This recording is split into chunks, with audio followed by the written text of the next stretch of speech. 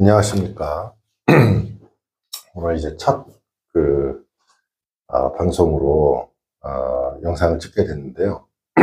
오늘의 내용은, 저희가 이번에 헌법재판소에서 이제 윤석열 대통령에 대한 탄핵 선고가 이루어졌습니다. 근데 그 탄핵 선고 결정문에서, 좀 난이도가 있는 부분 중에 하나가 뭐냐면은 형사 절차 관련된 부분이거든요. 그래서 이제 형사와 관련된 부분에 한정해서 다른 부분들은 어차피 이제 뉴스에서 많이 나왔기 때문에 제가 그런 부분 관련돼서 형사적인 부분에 한정해서 좀 여러분들에게 쉽게 설명을 해보고자 영상을 한번 촬영해보고자 합니다. 지금 저희 회사의 소회의실인데요. 저도 처음이라 그래가지고 좀 내용이 그냥 구도가 좀 안 좋을 수는 있습니다. 그렇더라도 이해를 많이 부탁드리겠습니다. 제가 이제 이번에 로이어킹이라 그래가지고 라이온킹은 아니고 로이어킹이라고 하는 유튜브 채널 한번 만들어 봤습니다. 제가 늘 페이스북에 글을 쓰는데 글로 써서 사람들이 이해하는 정도가 좀 약하신 것 같아서 제가 좀 전문적으로 내용을 좀 쉽게 설명해보고자 채널을 한번 개설해 봤고요. 오늘을 시작으로 해서 꼭 이런 탄핵 관련된 정치적 이슈뿐만 아니라 각종의 새로 나온 뉴스, 사회적인 이슈 중에서도 법률적으로 좀 설명을 좀 쉽게 드릴 필요가 있는 부분들, 이런 부분들을 좀 찾아가지고 설명을 좀 드려보겠습니다. 이번에 이제 탄핵 심판에서 이제 선고가 되면서 내용 중에서 다른 부분들은 이제 뉴스에 다 많이 났지 않습니까? 탄핵 결정에 대한 어떤 실체적인 이유, 이런 것들은 당연히 인정됐어야 되고, 그걸 통해서 이미 8대 0으로 전원일치로 판결이 났기 때문에, 그런 부분에 대해서는 이미 언론이나 각종 기사를 통해서 다 확인하셨으리라고 생각이 됩니다. 근데 이제 여기서 좀 어려운 부분이 뭐냐면, 헌법재판소 결정문의 전문을 보면, 형사법상의 전문법칙의 준용 문제라는 게 나옵니다. 그 전문법칙이라는 쟁점은 사실은 변호사들도 잘 이해하지 못하고 있는 부분도 많을 정도로 좀 난이도가 있는 증거법상의 쟁점이고, 사실은 이 탄핵 결정이 이루어지기 전에 각각 양 진영이 나누어서 이 부분을 가지고 서로 적극적으로 다퉜지 않습니까? 특히 이제 피의소추인 측인 윤석열 대통령 측의 이제 변호인단에서는 이게 이제 형사법의 전문법칙이 그대로 적용돼야 된다, 이렇게 이제 주장을 하면서 문제점을 많이 제기를 했고, 그래서 탄핵 심판이 기각돼야 된다는 주장까지 연결해서 했었습니다. 그럼 일단 전문법칙이라는 게 뭐냐면은, 우리 이제 형사법에서는 누군가를 처벌해야 되잖아요. 그 처벌하기 위해서는 증거재판주의가 적용이 되고, 증거재판주의의 내용은 어떤 공소사실과 같은 어떤 유죄를 인정하기 위한 내용, 가벌성, 그러니까 처벌을 하기 위해서 근거로 삼는 증거들은 엄격한 증명의 법리가 적용돼야 된다. 그것이 이제 여기의 핵심입니다. 그러면 그 엄격한 법리의 증명이라고 하는 것은 뭐냐면, 적법한 증거조사와 적법한 증거 절차를 거쳐서, 조사 절차를 거쳐서 증거 능력을 갖춘 증거에 의해서만 유죄를 인정할 수 있다, 이렇게 이제 생각을 하시면 됩니다. 그런데 이제 그 중에서 적법한 증거조사 절차라는 건 또 뭐냐? 그거는, 전문 법칙이라는 것이 우리 형사법의 큰 원칙으로 잡혀 있습니다. 그러니까 위법하게 수집된 증거에 증거 능력을 배제한다든지, 자백을, 강요했을 때 그 자백이 증거 능력에서 배제된다든지, 이런 것들을 이제 저희 인권보호나 기본권 보호 측면에서 이루어졌던 것이고, 이 전문 법칙이라고 하는 건, 이 hearsay evidence라고 그래가지고, 누구로부터 들은 거 있지 않습니까? 누가 저 사람이 내게 말을 했다. 그런데 그 사람이 직접 경험한 게 아니고, 그 사람도 누구로부터 들은 것이다.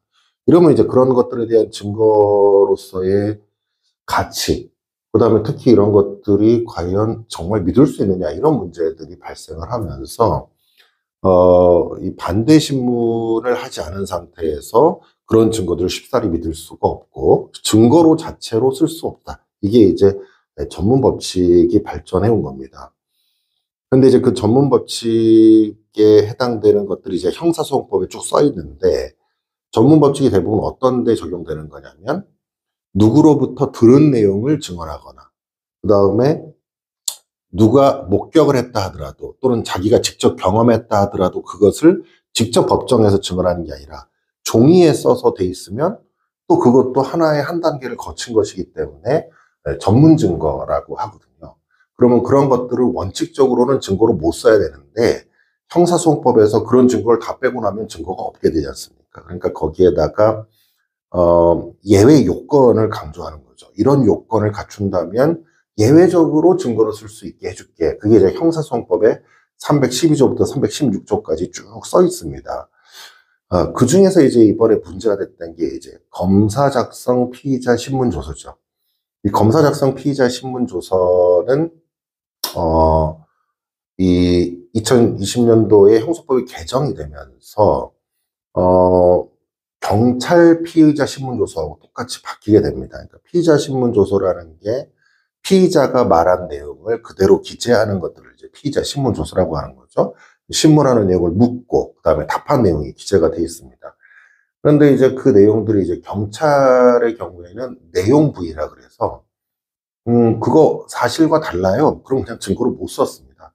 근데 이제 검찰 조서 같은 경우에는 그거 사실과 달라요. 이런다고 해서 무조건 증거를 못 쓴 게 아니라 어쨌든 네가 검찰청에서 네가 말한 대로 기재되어 있는 거 맞지? 이런 걸 성립의 진정이라고 하는데 네가 말한 대로 써 있는 게 맞아. 그러면 증거로 예외적으로 쓸 수 있게 해줬다는 거죠. 근데 이게 형사법이 개정이 되면서 경찰하고 똑같이 내가 말한 대로 써 있어요. 이거 가지고는 유죄 증거로 안 되고 내용 부인 다시 얘기하면 그거 사실이 아닌데요. 그러면 증거로 못 쓰게 만들어놨던 거죠. 이게 지금 이 사건의 아주 핵심적인 쟁점이 됐던 겁니다. 그러면 왜 이게 문제가 됐느냐? 이 헌법재판소법의 이제 40조에 보면은 탄핵 심판 절차에서 형사소송의 법령을 우선적으로 적용하라 이런 내용이 들어 있습니다. 그러니까 그래 그러면 형소법에 전문 법칙이 있으니까 그 전문 법칙도 거기에 그대로 적용돼야 되는 건 아니냐. 탄핵 심판에도 그대로 적용돼야 되는 건 아니냐. 이런 이제 논리 구조를 피소추인 측, 즉 윤석열 대통령 측에서 주장을 했던 거죠. 충분히 논리적으로도 설득력은 있는 부분입니다. 왜냐하면 이제 그 법에 그렇게 써 있으니까요. 그런데 이제 우리가 고민할 건 뭐냐면 이 탄핵 심판이라고 하는 건 파면 절차거든요. 파면 절차. 그러니까 파면 절차이지 국가의 형벌권을 실현하는 절차는 아니라는 거죠. 그렇다면 이런 파면 절차에서 똑같이 형사법을 적용한다? 이게 말이 안 된다는 겁니다. 우리 과거에 지금 벌써 불행하게도 뭐 노무현 전 대통령이나 박근혜 전 대통령에 대한 탄핵 심판이 이루어졌지 않습니까? 그때 다 그런 판단을 했었죠. 박근혜 전 대통령 판단을 할 때에도 전문 법칙이 그대로 적용되지 않는다. 탄핵 심판에는. 왜냐하면 이건 국가의 형벌권을 행사하는 내용이 아니고 파면을 하는 것이기 때문이다. 라고 얘기를 했던 것이고요. 그러니까 우리가 파면 사유에는 꼭 형법적으로 처벌될 내용이 파면 사유에 해당되는 건 아니잖아요. 그러니까 우리가 윤석열 대통령 같은 경우에는 여러 가지 지금 탄핵소추 사유가 있었잖아요. 근데 그 중에 뭐 내란죄와 관련된 내용이라든지 이런 것들이 쭉 있었는데 이 중에서 어떤 것은 어떤 탄핵소추 사유는 형사처벌 대상이 아니잖아요. 그러면 이거는 이거와 관련된 사유를 할 때는 형사증거법이 적용되기는 어렵겠죠. 그런데 이번 사건에서는 내란죄라고 하는 수사가 이루어졌기 때문에 거기에 관련된 수사 증거들이 많이 있었던 겁니다. 그러면 이거를 그대로 똑같이 형사 절차에서의 증거 능력처럼 헌법재판의 탄핵 심판에서도 그 증거 능력 판단을 동일하게 할 것이냐 이것이 이제 문제가 됐던 거죠. 여기에 대해서 이번에 이제 헌법재판소가 이 다수 의견이 이렇게 결정을 내린 거죠. 탄핵 심판 절차는 피청구인을 공직에서 파면하는 중대한 결과를 초래하고 또 형사소송 절차를 통해서 탄핵 사유를 밝히는 것이 절차적 기본권을 충실히 보장하게 된다는 점에 있기 때문에 형소법을 준용하는 건 맞는데 파면 여부를 판단하는 것과 국가의 형벌권을, 형벌을 주는 내용은 절차의 본질적 차이가 있다라고 얘기를 합니다. 그렇기 때문에 수사기관이 작성한 피의자 신문조서와 관련되어서 형사소송법에는 312조라는 게 있어요. 그래서 거기에서 형소법에 312조가 적용되지만은 형사처벌에 있어서는, 그런데 이 파면 절차의 312조를 그대로 가져와서 할 수 있을 것이냐, 이것이 이제 문제가 됐던 겁니다. 그랬더니 이제 이 헌법재판소 결정문에 보시면 그런 내용이라는 거죠. 특히 이 피청구인이 대통령인 경우에 그 권한 행사가 정지되지 않습니까? 그렇기 때문에 국정 공백과 혼란이 매우 크기 때문에 신속한 심리의 필요성이 강하게 요청된다. 이렇게 이제 판시를 합니다. 무슨 얘기냐면, 만약에 이게 형사 절차처럼 부르면 우리 형사 절차는 증거가 많으면 많을수록 아주 오랜 시간 재판이 됩니다. 우리 뭐 이재명 대표의 공직선거법 위반이 법에는 기본적으로 3개월, 6개월 이렇게 제한되어 있지 않습니까? 그래서 그 안에 1심 때 6개월에 끝내야 되고 3개월에 끝내야 되는 이런 내용들이 써 있음에도 불구하고 얼마가 걸렸어요? 막 2년씩 걸리고 그러지 않습니까?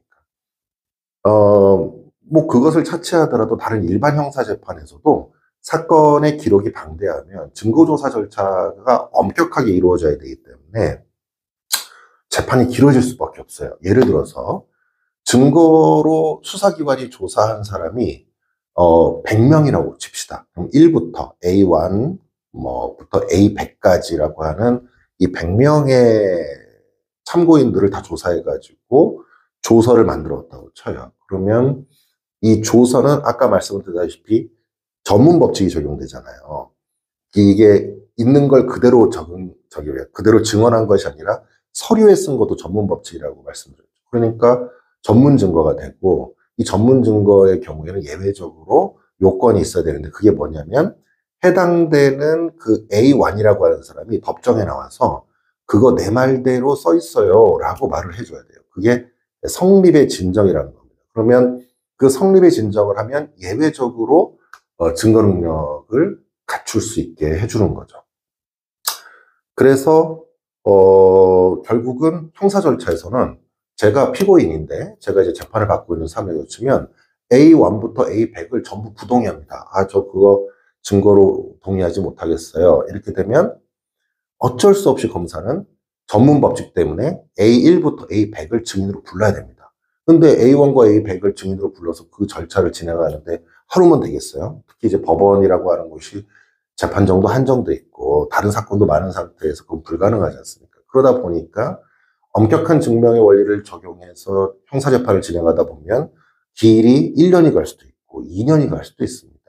만약에 이번 헌법재판소에서 똑같이, 여기도 형사법하고 똑같이 탄핵 절차에서도 증거법을 똑같이 적용해라. 형사소송법의 증거법을 똑같이 적용해라. 이렇게 되면 어떤 문제가 발생하냐면 2년이 걸릴지 3년이 걸릴지 알 수 없다는 겁니다. 그러면 우리나라는 대통령이 탄핵되는 결과가 언제 나올지 알 수가 없는 상태에 빠지게 되죠.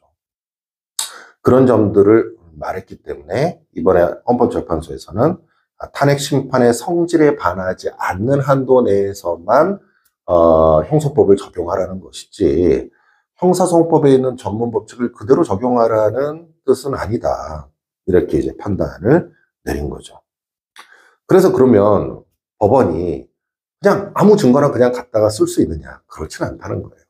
그래서 이번에 이제 문제가 됐던 것이 특히 이제 수사기관이 작성한 피신조서입니다. 이번에 보면 윤석열 대통령에 대한 본인에 대한 피신조서, 피의자 신문조서, 그 다음에 다른 공범자들이 쭉 있지 않습니까? 그 공범자들의 피신조서들이 있을 거예요. 그러면 그 피의자의 신문조서들을 증거로 쓸 때 형사소송법적인 관점에서 보면 윤석열 대통령은 이렇게 얘기하면 됩니다. 제 것도 객관적 사실과 다르고요.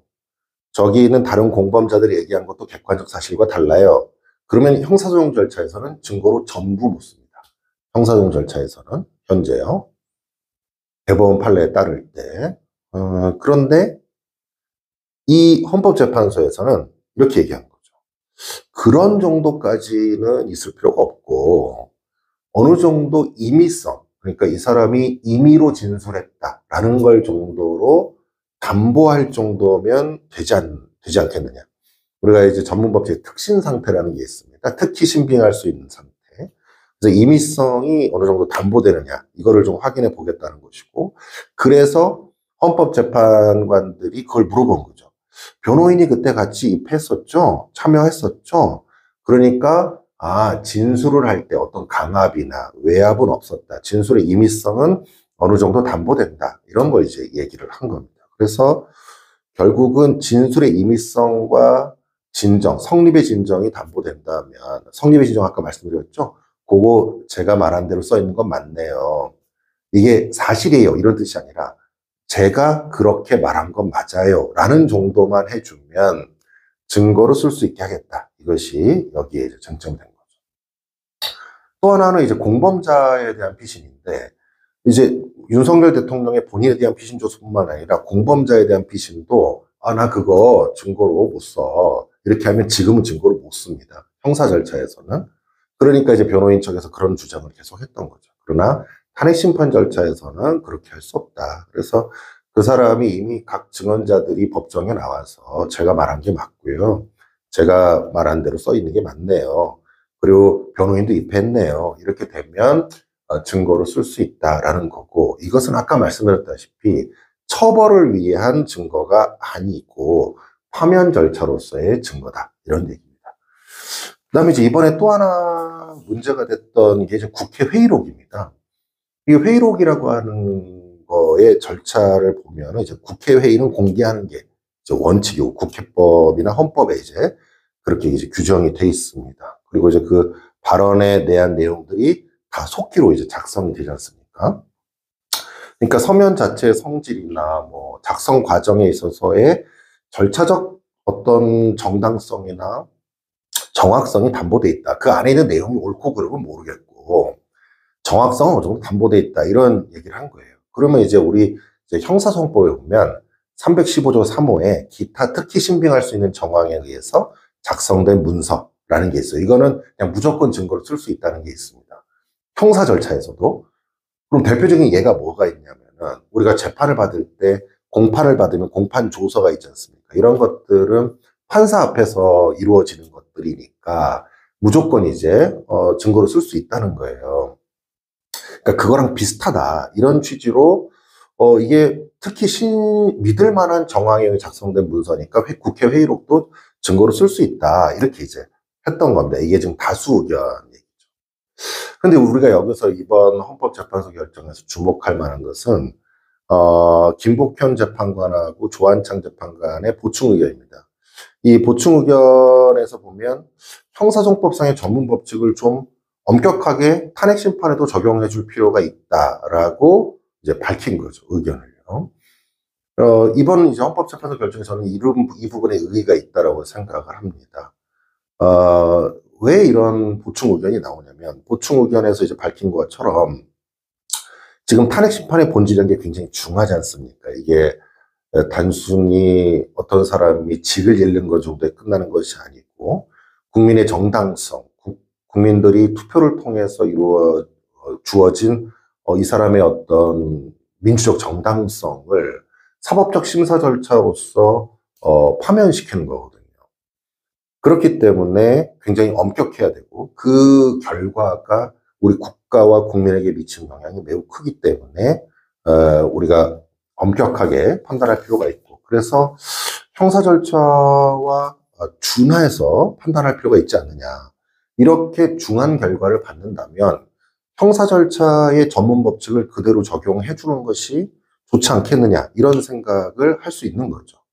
그렇지만 이번에 이제 헌법재판관의 보충 의견에서도 똑같이 봐야 되느냐, 그것은 아니라고 판단을 했습니다. 그러니까 변호인이 주장한 것처럼, 윤석열 대통령의 변호인이 주장하는 것처럼 똑같이 나 이거 사실이 아닌데 그럼 다 증거로 못 써, 이것은 아니라는 것이고, 탄핵 심판하고 이것이 다르기 때문에 그 취지를 생각을 해본다고 한다면은 좀 그 불일치를 가능한 줄이는 정도로 해보는 것이 좋겠다. 그럼 그 대표적인 게 뭐냐? 바로 공범자에 대한 그 검사 피신입니다. 그러니까 윤석열 대통령이 당사자이고 여기에 공범이라고 얘기될 수 있는 사람이 각종의 뭐 경찰청장부터 시작해서 국정원 차장 뭐 쭉 있을 거 아니에요. 그러면 이제 요 사람들 뭐 각종의 관련된 국정원장, 그 다음에 국방부 장관 이런 분들이 지금 공범으로 돼서 수사를 받고 재판을 회부되었는데 이 사람들의 조서도 이 사람들이 검사 앞에서 한 피의자 신문 조서도 지금 현재 형사재판에서는 윤석열 대통령이 법정에 가서 내란 사건의 법정에 가서 형사법정에 가서 나 그거 사실이 아니야 이러면 증거로 다 못 씁니다. 다 못 써요. 그러니까 어떻게 해야 돼? 다 법정에 나와서 증언을 하게 만들 수밖에 없고 그 증언을 증거로 쓸 수밖에 없는 상태가 형사재판의 형식이잖아요. 그런데 탄핵 심판에도 그럼 똑같이 적용할 것이냐? 윤석열 대통령 지금 그렇게 주장을 했죠. 그랬더니 여기에서는 그것은 아니다라는 거예요. 그래서 동일시하게 할 수 있다는 것은 아니고 따라서 피청구의 주장은 받아들일 수가 없다. 왜냐하면 탄핵 심판에는 공범이라는 개념이 존재하지 않는다라는 것입니다. 그렇다면 공범자에 대한 피신조서는 내용을 부인하는 일반 피신조서, 당의 피신조서의 증거 능력으로 판단할 것이 아니라 마치 진술조서처럼 판단하자. 다른 사람이 진술한 것으로. 그게 이제 312조 4항이라는 형소법에 써 있는데 일종의 참고인 진술조서의 증거 능력을 얘기할 때 쓰는 겁니다. 그러면 참고인 진술조서는 성립의 진정만 하면 돼요. 그러니까 아까 A라고 하는 사람의 증거를 부동의했잖아요. 그러면 A가 예를 들어 우리는 A를 만약에 국방부 장관이라고 합시다. 그러면 국방부 장관의 조서의 증거 능력을 우리가 부동의했어요. 그러면 형사 절차에서는 어떻게 돼요? 증거를 못 씁니다. 누구한테? 윤석열 대통령, 전 대통령한테 이제 못 쓰게 되는 거죠. 그런데 탄핵 심판에서는 보충 의견에서도 나 이거 증거로 내용이 인정 못하겠어 이렇게 하더라도 그 사람이 A라고 하는 사람이 법정에 나와서 그거 내 말대로 써 있어요 라고 하면 증거로 쓸 수 있게 해주자. 참고인 진술조서와 똑같은 전문 법칙을 적용하자. 피신조서 말고 참고인 진술조서처럼 보자. 요게 이제 보충 의견입니다. 그리고 국회 회의록의 증거능력 관련돼서는 이게 무슨 법원의 공판조서 같은 정도의 증거능력을 갖췄다고 볼 수 있느냐? 그렇지는 못한 것 같다. 이런 이제 판단을 해서 보충 의견의 입장에서는 국회 회의 절차의 어떤 절차의 중립성 그리고 객관성이 충분히 확보된 상태에서 진행되었다고 단정하기 어렵고 회의 내용을 기록한 회의록 또한 법원의 공판조서 이런 거와 동등한 수준으로서의 고도의 신용성과 정황적 보장이 있다고 보기 어렵기 때문에 315조 3호를 그대로 적용하기는 곤란하지 않느냐 이렇게 판단했다는 것입니다. 그래서 제가 이제 오늘 이 탄핵 결정문 전체에서 지금 전문이 다 공개됐지 않습니까? 다른 부분들은 보시면 다 쉽게 이해할 수 있는 부분인데 이게 이제 전문 법칙과 관련된 부분은 굉장히 난이도가 있어서 어려운 내용입니다.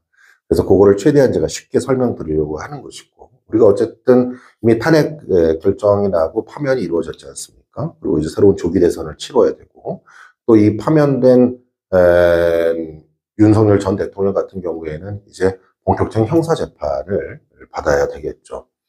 형사재판에서는 각종의 이 전문법칙 관리된 증거 능력이 다양한 쟁점이 되면서 상당히 오랜 기간 동안 재판이 이루어질 것입니다. 그리고 파면이 이루어졌기 때문에 이제 일반인과 같이 똑같은 형사재판, 즉 불소추 특권이 없기 때문에 형사재판의 장애는 존재하지 않겠죠. 그런 측면에서 그런 부분이 계속 뉴스가 되고 이슈가 됐을 때 전문법칙의 쟁점이 어떤 것이었고 왜 그게 헌법재판소의 판단과 법원의 형사재판에서의 내용이 다른 것이냐 이런 부분에 대해서 조금 이해하시는 시간이 됐으면 좋겠습니다. 어쨌든 우리가 국가적으로 굉장히 불행한 사건을 겪었습니다. 이런 것이 서로 화해하고 타협하는 어떤 정치의 부재, 그다음에 실종 여기에 비롯된 것이라고 보여집니다. 우리 국민들에게 이런 불행인 일이 다시는 발생하지 않아야 되겠지만 앞으로 계속 우리 국가는 법치 국가로서 그다음에 민주주의 국가로서 확립되어 나아갈 것이라고 저는 확신하고 있고 그 과정에서 불필요한 오해 그다음에 법리적이나 이런 부분에 대해서 우리가 사법적 판단 관련된 부분까지 또 정치적 논쟁의 대상이 되어서는 안 된다 이렇게 생각이 듭니다. 법률적인 부분은 어떤 논리적 정당성을 가지고 어떤 타당성, 이런 입장도 있을 수 있고 저런 입장도 있을 수 있고 어떤 것이 현재 판례의 입장이고 어떤 것이 법률적으로 더 바람직한가의 문제로 얘기를 하는 것이 맞는데 지금은 너무 정치적으로 모든 것을 끌어다 쓰다 보니까 논리적인 어떤 구조, 우리 국가의 전체적인 이념적인 방향성을 얘기하기보다는 법치주 국가로서의 나아가는 방향성을 등한시하고 각각 개별적인 어떤 정치적인 이해 집단, 정치적 이해 집단, 또 정치적인 이해관계에 따라서 여기서는 이 논리를, 저기서는 이 논리를 끌어다가 마구 주장하는 바람에 우리 국가적으로 굉장히 법치주의가 후퇴하는 것이 아니냐 이런 굉장한 우려가 있었습니다. 그렇지만 어쨌든 이번에 헌법재판소 결정으로 파면이 이루어졌고 그에 따른 결정이 저는 상당히 잘 판단되었다라고 생각하고 있습니다. 앞으로도 저희 로이어 킹 TV에서 중요한 쟁점에 대해서 제가 법률적으로 최대한 쉽게 설명해 보도록 노력을 할 테니까 많은 관심을 가져주시기 바랍니다. 지금까지 시청해 주셔서 대단히 감사합니다. 김정철 변호사였습니다.